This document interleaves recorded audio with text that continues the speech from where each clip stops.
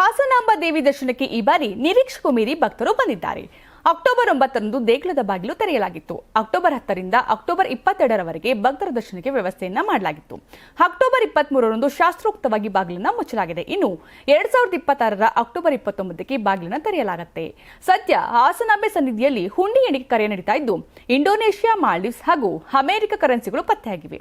ವಿವಿಧ ದೇಶಗಳ ಹಣವನ್ನ ಕಾಣಿಕೆ ರೂಪದಲ್ಲಿ ಭಕ್ತರು ಅರ್ಪಿಸಿದ್ದಾರೆ. ನಿಷೇಧಿತ 500 ರೂಪಾಯಿ ನೋಟುಗಳು, ಇಷ್ಟಾರ್ಥ ಈಡೇರಿಸುವಂತೆ ಭಕ್ತರು ಬರೆದಿರುವಂತಹ ಪತ್ರಗಳು ಸಹ ಹುಂಡಿಯಲ್ಲಿ ಸಿಕ್ಕಿವೆ. ಡಿಸಿ ಲತಾ ಕುಮಾರಿ ಮತ್ತು ಆಡಳಿತಾಧಿಕಾರಿ ಮಾರುತಿ ಮೇಲ್ವಿಚಾರಣೆಯಲ್ಲಿ ಇಂದು ಬೆಳಗ್ಗೆಯಿಂದಲೇ ಹುಂಡಿ ಹಣ ಎಣಿಕೆಯನ್ನು ಮಾಡಲಾಗಿದೆ. ಇನ್ನು 13 ದಿನಗಳಲ್ಲಿ 26.13 ಲಕ್ಷ ಜನರು ಹಾಸನಾಂಬೆಯ ದರ್ಶನವನ್ನು ಪಡೆದಿದ್ದಾರೆ. ಕಳೆದ ವರ್ಷ 17.47 ಲಕ್ಷ ಭಕ್ತರು ಬಂದಿದ್ರು. ಈ ಬಾರಿ 9 ಲಕ್ಷಕ್ಕೂ ಹೆಚ್ಚು ಭಕ್ತರು ಬಂದಿದ್ದಾರೆ. ಈ ಬಾರಿ ಹಾಸನಾಂಬೆಯ ದರ್ಶನದಿಂದ ಭರ್ಜರಿ ಆದಾಯ ಕೂಡ ಹರಿದು ಬಂದಿದೆ. ಟಿಕೆಟ್ ಮತ್ತು ಲಾಡು ಪ್ರಸಾದ ಮಾರಾಟದಿಂದ 21.82 ಕೋಟಿ ಆದಾಯ ಬಂದಿದೆ. ಕಳೆದ ಬಾರಿ ಟಿಕೆಟ್ ಹಾಗೂ ಲಾಡು ಮಾರಾಟದಿಂದ 9.68 ಕೋಟಿ ಆದಾಯ ಬಂದಿತ್ತು. ನೀವು ಸಣ್ಣ ಆಗ್ಬೇಕಲ್ವಾ? ಅದು ಒಂದು ಉತ್ತಮ ಆಹಾರದಿಂದ ಸಣ್ಣ ಆಗ್ಬೇಕಲ್ವಾ? ಪ್ರತಿದಿನ ನಮ್ಮ ಜೀನಿ ಸ್ಲಿಮ್ ನ ಯೂಸ್ ಮಾಡಿ ಯಾವುದೇ ಸೈಡ್ ಎಫೆಕ್ಟ್ ಇಲ್ದಂಗೆ ನೀವು ಸಣ್ಣ ಆಗ್ತೀರಾ.